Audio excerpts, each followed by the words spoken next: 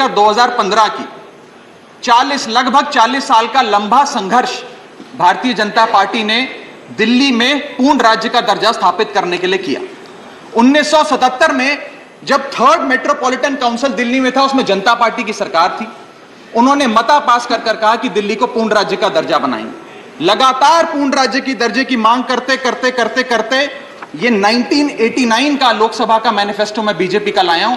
1989 के मैनिफेस्टो में page number 361 पे पॉइंट नंबर 10 पे ये कहते हैं, ग्रांट स्टेटहुड टू यूटी और दिल्ली।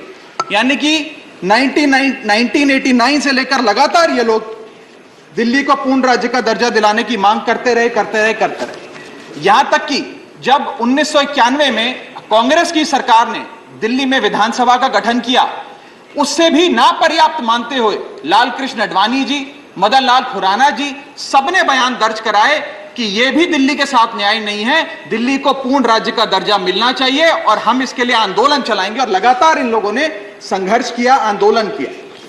सर 1999 में फिर अपने मैनिफेस्टो में बीजेपी ने, ये 1999 का मैनिफेस्टो है, ये जारी कर कहा कि हम दिल्ली को पूर्ण राज्य का दर्जा देंगे। Page number 132 point number 31, we will give full statehood to Delhi. Sir इन लोगों ने बड़ा आंदोलन चलाया, संघर्ष किया, सड़कों पे लाठियां खाई, न जाने क्या क्या किया दिल्ली को पूर्ण राज्य का दर्जा दिलाने के लिए। और अंततः वो दिन आया जिस दिन वाजपेयी सरकार के उप प्रधानमंत्री आदरणीय लाल कृष्ण आडवाणी जी इस सदन के भीतर एक बिल लाए, द कॉन्स्टिट्यूशनल अमेंडमेंट बिल 2003, जो दिल्ली को पूर्ण राज्य का दर्जा देता है। यह बिल आडवाणी जी इस सदन के भीतर लाए और कहा कि दिल्ली को अधिकार देने की जरूरत है, दिल्ली को पूर्ण राज्य का दर्जा भाजपा दिलाएगी। यहां भी बात खत्म नहीं होती सर। इसके बाद 2013 के अपने मैनिफेस्टो में बीजेपी ने कहा हम पूर्ण राज्य का दर्जा देंगे।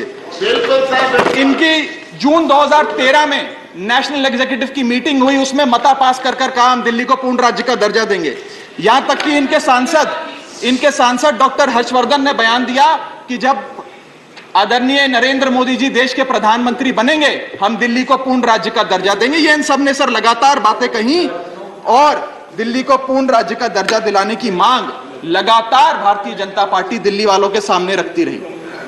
सर ये बिल सिर्फ संविधान का और लोकतंत्र का अपमान नहीं है, ये बिल लाल कृष्ण आडवाणी जी का, अटल बिहारी वाजपेयी जी का, मदन लाल खुराना जी का, सुषमा स्वराज जी का, अरुण जेटली जी का, सबका अपमान करने का और उनके 40 साल के संघर्ष को मिट्टी में मिलाने का काम करता है। सर मैं माननीय गृह मंत्री जी का बयान लोकसभा में सुन रहा था। उन्होंने कहा कि पंडित नेहरू ने यह बात रखी थी कि दिल्ली को पूर्ण राज्य का दर्जा नहीं मिलना चाहिए। मैं माननीय गृह मंत्री जी से कहना चाहता हूं, नेहरूवादी मत बनिए, आडवाणीवादी बनिए, वाजपेयीवादी बनिए और दिल्ली को पूर्ण राज्य का दर्जा देने का आज आपके पास ऐतिहासिक मौका है। दिल्ली को पूर्ण राज्य का दर्जा दीजिए। सर इस बिल को लाने का असल कारण क्या है, यह बिल क्यों लाया गया है? पिछले 25 साल में दिल्ली में 6 बार विधानसभा के चुनाव हुए, 6 के 6 चुनाव भारतीय जनता पार्टी बुरी तरीके से हारी। यहां तक कि 2015 और 20 में आजाद भारत के इतिहास की सबसे बड़े जनादेश की सरकार अरविंद केजरीवाल ने दिल्ली में बनाई। क्योंकि ये पिछले 25 साल चुनाव नहीं जीत पाए और अरविंद केजरीवाल और आम आदमी पार्टी के आने के बाद ये जानते हैं कि अगले 25 साल भी ये लोग चुनाव नहीं जीत पाएंगे, तो सरकार को नष्ट करने का काम कर रहे हैं।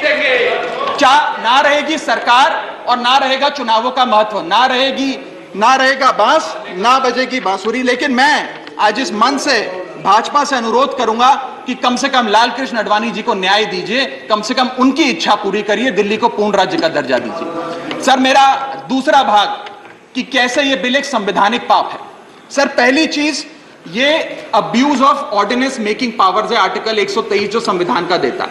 संविधान ये कहता है, और वाईवी चंद्रचूड़ साहब का AK Roy versus union of India एक बड़ा महत्वपूर्ण लैंडमार्क जजमेंट है, जिसने कहा कि ऑर्डिनेंसेस सिर्फ आपातकालीन और विषम परिस्थितियों में लाए जाएंगे।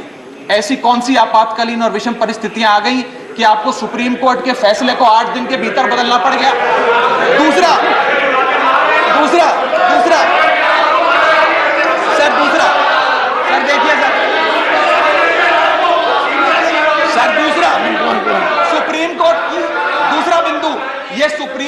बात मान है, सुप्रीम कोर्ट के फैसले को 8 दिन के भीतर 5 जजों के संवैधानिक पीठ के सर्वसम्मति के फैसले को बदल के आज भारतीय जनता पार्टी ने एक मैसेज दिया है कि हम सुप्रीम कोर्ट को भी चैलेंज करते हैं, सुप्रीम कोर्ट के फैसले को भी नहीं मानते, आपको जो ऑर्डर जारी करना है करो, हम चंद दिनों के अंदर ऑर्डिनेंस लाकर उस फैसले को बदल देंगे। They have challenge the majesty of the honourable supreme court sir.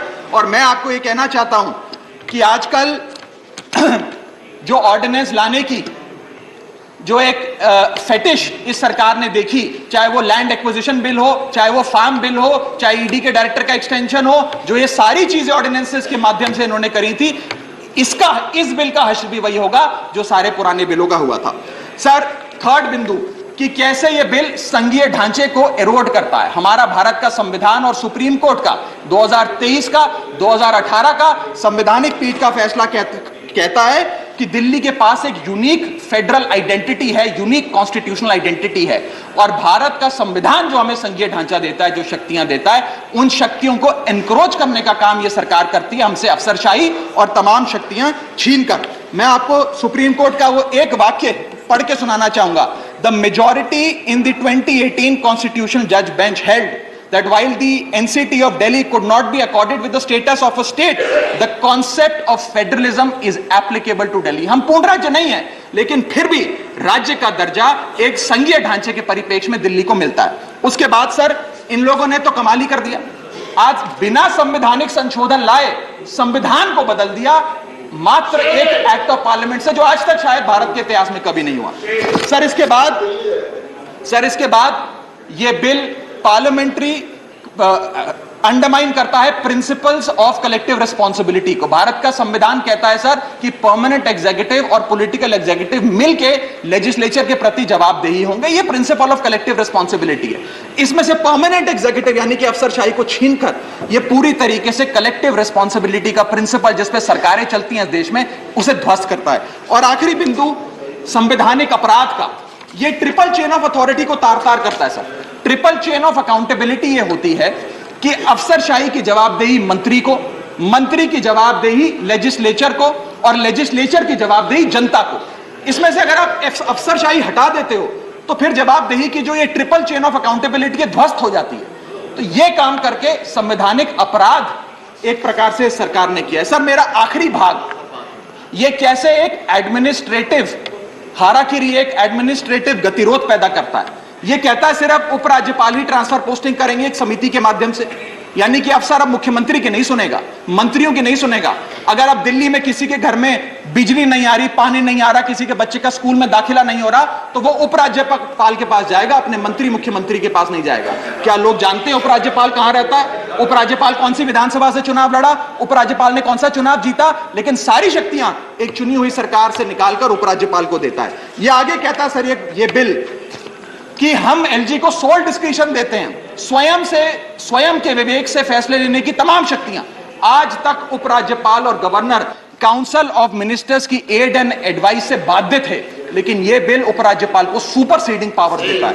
आगे सर, यह बिल जितने भी ब्यूरोक्रेट्स हैं उन्हें एक जुडिशियल अथॉरिटी बना देता है। यह कहता है अफसरशाही तय करेगी कि मंत्री का फैसला सही है कि मंत्री का फैसला गलत है, और अगर अफसर को मंत्री का कोई फैसला पसंद नहीं आया तो अफसर मंत्री का फैसला लागू करने से मना कर सकते हैं। और सर, यह बिल अथॉरिटी, कमीशंस और कॉरपोरेशंस बनाने की, तमाम गठन करने की, नियुक्ति करने की शक्तियां सारी की सारी केंद्र सरकार को दे देता है, यानी कि सरकार की चाबी एक प्रकार से केंद्र सरकार को हाथ में पकड़ा देता है। सर, माननीय गृह मंत्री जी ने कहा था कि आम आदमी पार्टी एक सुपारी सी जितनी पार्टी है, एक सुपारी जितनी छोटी सी पार्टी है। सर, ये वो सुपारी जितनी पार्टी है जो आजाद भारत के इतिहास का फास्टेस्ट ग्रोइंग पॉलिटिकल स्टार्टअप कहलाती है। ये वो सुपारी जितनी पार्टी है जिसने 3 बार भाजपा को दिल्ली में हराया और 2 बार 2015 और 20 में आजाद भारत के इतिहास की सबसे बड़े जनादेश की सरकार बनाई। ये वो सुपारी जितनी पार्टी है जिसने पंजाब में भाजपा को लगभग शून्य पर लाकर खड़ा कर दिया। ये वो सुपारी जितनी पार्टी है जो 10 साल में राष्ट्रीय पार्टी बनी। ये वो सुपारी जितनी पार्टी है जिसके 161 विधायक और 11 सांसद है। और ये वो सुपारी जितनी पार्टी है जिसका काम देखने के लिए first lady of United states of America और यूनाइटेड जनरल के पूर्व प्रमुख बान की मून आते हैं। सर, मैं आज अपने साथी जो आंध्र प्रदेश और उड़ीसा की सरकार चलाते हैं उन्हें कहना चाहूंगा आपकी जरूर कुछ मजबूरियां रही होंगी जिसके चलते आपने ये फैसला लिया इस सरकार के इस बिल का समर्थन करने में। कुछ तो मजबूरियां रही होंगी, यूं ही कोई बेवफा नहीं होता।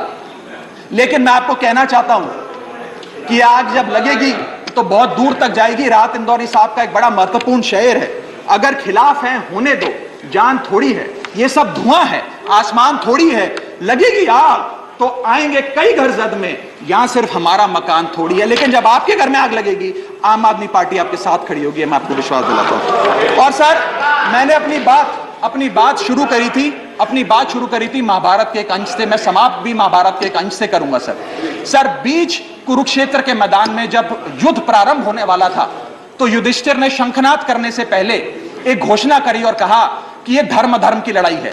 मेरी सेना में खड़े मेरे पीछे जितने योद्धा हैं, अगर उन्हें लगता है कि धर्म मेरे साथ नहीं कौरवों के साथ है, तो मेरी सेना छोड़कर सामने वाली मेरे दुश्मन की सेना में जाकर खड़े हो जाएं, उनकी ओर से युद्ध करें। और अगर कौरव सेना में कोई योद्धा है जिसे लगता है कि धर्म युधिष्ठिर के साथ है, पांडवों के साथ है, तो आप कौरवों की सेना छोड़कर मेरी सेना में आइए, मैं बाहें फैलाकर आपका स्वागत करूंगा। उस समय कौरवों का एक भाई युयुत्सु कौरव सेना छोड़कर पांडवों की ओर आया और पांडवों की ओर से युद्ध लड़ा। मैं उसी बात का जिक्र करते हुए आज इस सदन में बैठे तमाम सांसदों को कहना चाहता हूं, राज्यसभा काउंसिल ऑफ स्टेट्स है, हम लोग काउंसिल ऑफ स्टेट्स है, जहां ज्यादा जिम्मेदारी बनती है राज्यों के हकों की, अधिकारों की रक्षा करने की। मैं मांग करता हूं, आज आप लोग पार्टी लाइन से ऊपर उठकर, विचारधारा से ऊपर उठकर संविधान को बचाने के लिए, लोकतंत्र को बचाने के लिए इस बिल को हराइए। आज ये इतना असंवैधानिक और गैर कानूनी बिल अगर ये सफल हो गया तो हो सकता है आज के बाद आने वाले समय में ये लोग देश में चुनाव ही ना कराएं, चुनावी प्रक्रिया को खत्म करने से। बहुत बहुत शुक्रिया। Doctor Sasmit Patra, Thank you. 12 minutes. Honorable Chairman, sir, I rise to speak on behalf of the Biju Janata Dal.